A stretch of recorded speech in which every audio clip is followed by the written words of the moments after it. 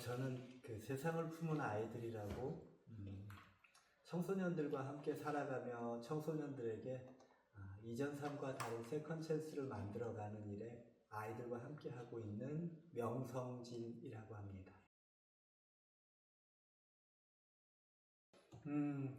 인간이 살아가다 보면 특히나 어릴 때 미숙할 때는 많은 실수를 하잖아요. 근데 실수도 범위가 있는데 선을 넘어선 것, 그걸 이제 범죄라고 그러잖아요. 근데 아이들이 범죄를 저지릅니다. 그 범죄를 저지르면 아이들이 뭐 소년원을 금방 가거나 교도소를 가거나 그러지 않습니다. 그 정도의 무게가 있지 않을 때 아이들에게 이제 새로운 기회를, 교육의 기회를 통해서 아이들이 다 새로운 삶을 시작할 수 있도록 돕는 그런 역할을 하는 민간 기관들이 있어요.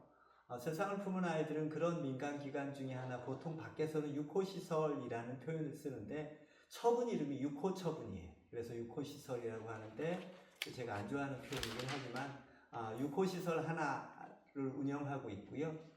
그걸 이제 그 육호시설이라는 이름이 별로 안 좋아서 저희는 지움학교라는 학교 이름을 씁니다. 그 어려움은 사실 요 포천으로 들어오기 전에 어려움을 진짜 많이 겪었어요. 그래서 이사를 계속 가야 되는 일들이 생겼거든요. 아이들이 있으면서 아이들이 그냥 있으면 모르겠는데 다양한 짓들을 하거든요.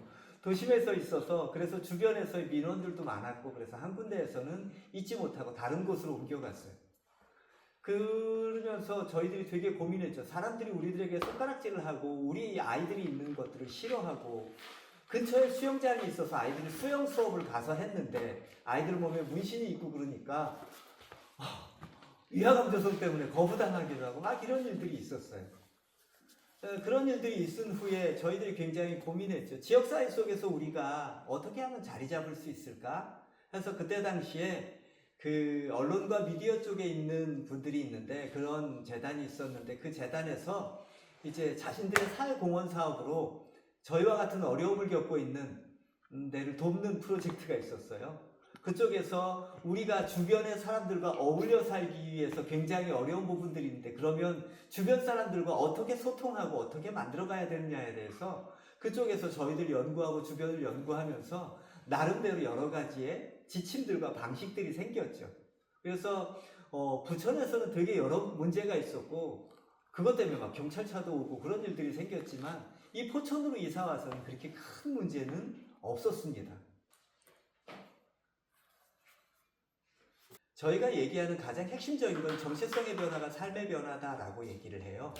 그게 어떤 거냐면 사람은 자기가 어떤 존재인가라고 생각하느냐에 따라서 자기라는 존재에 대한 자기 이미지, 자기 그림에 따라서 자기가 어떻게 살지에 대한 역할론이 나오게 되거든요.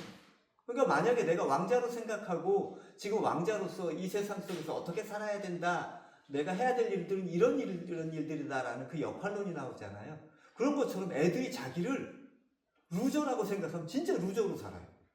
양아치라고 생각하면 정말 양아치처럼 살아요. 근데 문제는 애들이 양아치 소리 듣기 싫고 루저 소리 듣기 싫은데 자기 스스로는 그렇게 인식하고 있어요. 근데 그거에 대한 거부들이 폭력적인 행동으로 나올 때도 있고요. 그래서 아이들이 자신의 부정적인 자아상들을 긍정적인 자아상들로 계속해서 바꿔갈 수 있도록 애씁니다. 그렇게 해서 저희들이 이 도서관, 지금 촬영하고 있는 이 도서관 같은 경우도 이 도서관에 들어오면 애들에게 작가라는 정체성을 부여해요. 그럼 애들이 굉장히 생소해요. 근데 직접 자기들이 하고 있는 것들을 가치 있다고 하고 의미 있다고 하고 그걸 작품으로 인정해주면서 애들이 진짜 작가의 삶을 경험하는 거예요. 그러면서 자신의 삶에 새로운 가능성들을 경험하게 됐어요. 그렇게 하면서 애들이 끊임없이 자신이 부정적인 존재다라는 것들에 대한 인식들을 바꿔나갑니다. 그 바꿔나가는 방식들은 저희들한테는 그런 거예요. 어떤 거냐면 반복적인 성취와 성공을 경험하게 하는 거예요. 애들이 끊임없이 도전하면서 도전 속에서 애들한테 도전해서 실패하면 그게 애들은 실패라고 하잖아요. 근데 우리는 실패를 특권이라고 얘기하거든요. 실패는 너희 때는 특권이야. 문제는 실패가 두려워서 도전하지 않는 거고 실패를 통해서 배우지 못하는 거지 해서 우리는 끊임없이 아이들이 도전하고 도전 속에서 넘어서면서 자기의 긍정성들을 자기 스스로 받아들이게 만드는 거죠. 내가 못한다는 건 많이 안 해봤다는 거예요. 많이 안 해본 건 못하는 거잖아요. 많이 해보면 잘할 수 있는 거잖아요. 애들한테 물어볼 때 너 공부 못하는 애지? 라고 제가 농담처럼 그러거든요. 그러면 네 그래요. 아니야, 넌 공부를 못하는 게 아니라 공부를 열심히 해본 적이 없는 거야. 라고 얘기를 하면 애들이 갸우뚱하다가 그런 거 같네요. 그러거든요. 그래서 저희들은 아이들이 새로운 정체성을 형성하는데 일단은 어른들이 긍정적인 시선으로 바라봐주고요.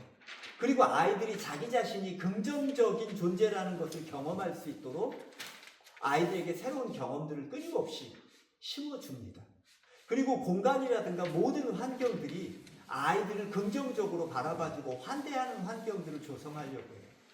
결국 사람의 정체성 형성에 가장 많은 영향을 미친 게 자기 주변 사람들이 바라보는 시선, 어떤 사람과 만나고 살아가느냐, 그리고 또 하나는 아이들이 했던 경험, 그리고 아이들이 머물렀던 장소들이 굉장히 영향을 끼친다고 저희는 생각해요. 기억에 남는 아이들이 굉장히 여럿인데요. 가장 대표적인 건 한 아이가 있는데 지금 이제 올해 애아빠가 됩니다. 올해 애아빠가 돼서 진짜 열심히 일하며 잘 살고 있는데 그 친구가 한때 이제 저희 이제 청소년 관련돼서 전공을 하고 여기 교사로서도 활동을 했었는데 그 친구는 이제 흔히 저랑 그런 얘기를 합니다.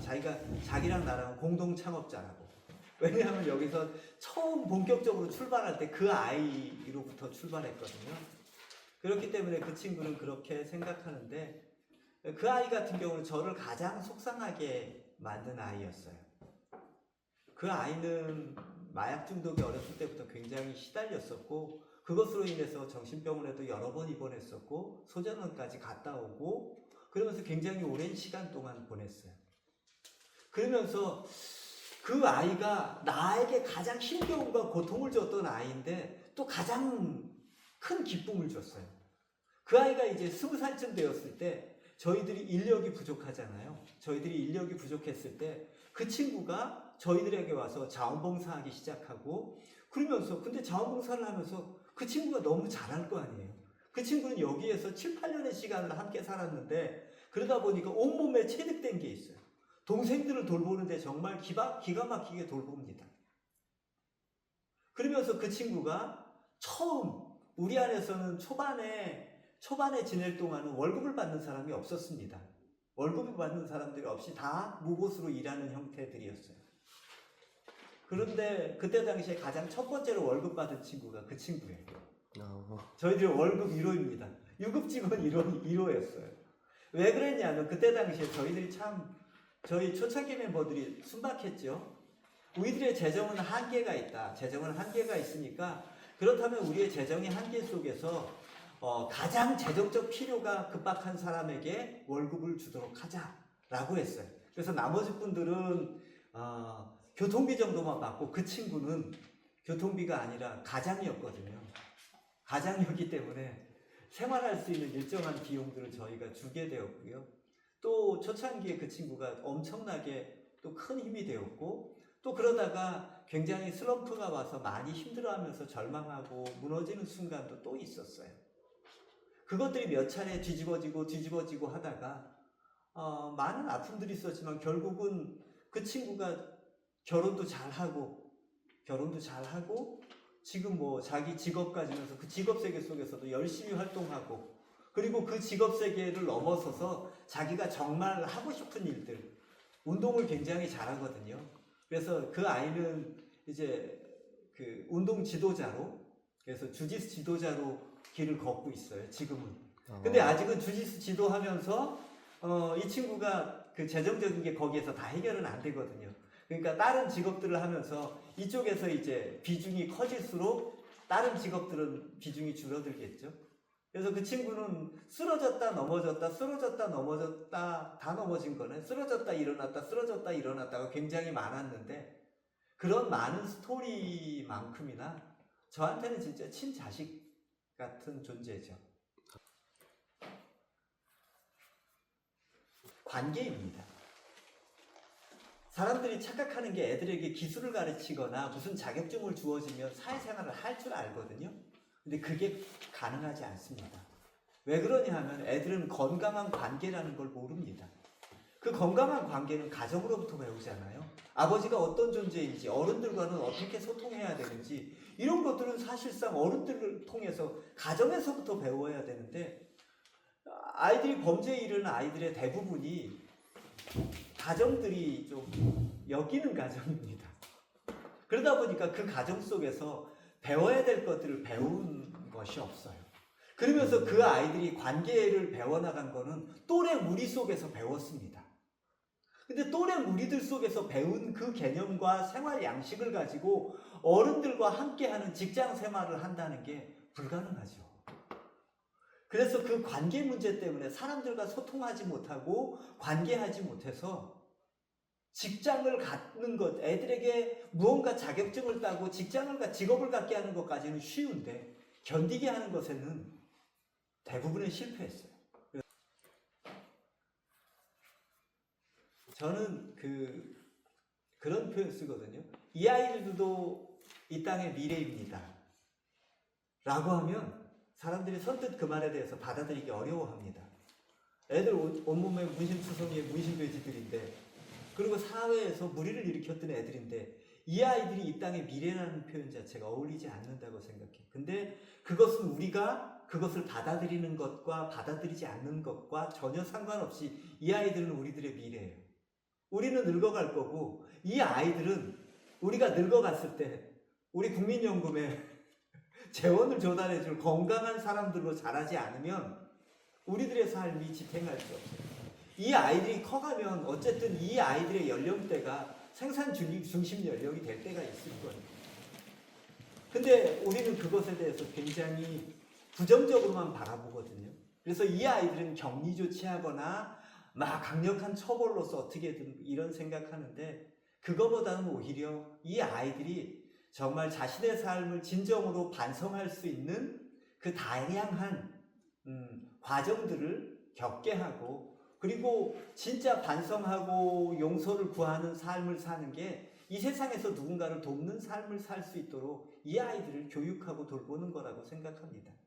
저는 이 아이들도 이 땅의 미래고 이 아이들이 잘 되어야 우리들의 미래도 밝다라는 생각들에 대해서 한 번쯤 멈춰서 생각해 보셨으면 어떨까 하는 생각이 듭니다.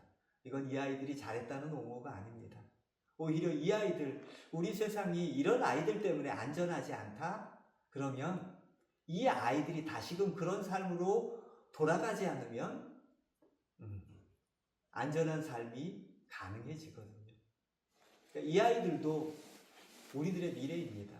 그래서 이 아이들에 대한 다른 시선들이 조금은 우리들 삶 속에서 고민되어졌으면 하는 생각이 저는 있습니다.